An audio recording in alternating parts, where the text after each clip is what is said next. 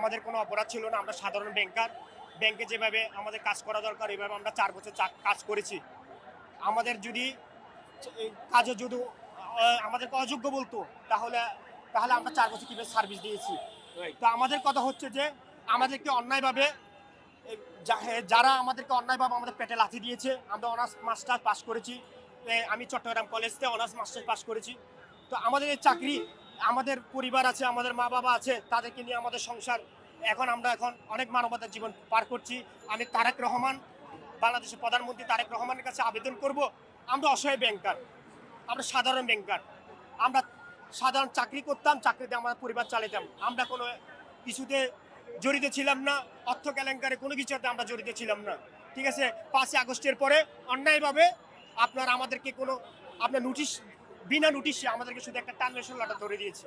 আমরা নিজেরাই জানি না যে আমরা কোনো অন্যায়ের সাথে আমরা কোনো অন্যায় করি নাই। আমি একজন গরিব অসহায়ের সন্তান। এখন আমার 32+ হয়ে গেছে, এখন আমি কোথায় যাব? আমি মাননীয় প্রধানমন্ত্রী তারেক রহমানের প্রতি দৃষ্টি আকর্ষণ করব। আপনারা সংসদে কথা বলতেছেন, বিরোধী দল কথা বলতেছে, বিরোধী দলীয় সংসদ কথা বলে একরকম, বাইরে বলে একরকম।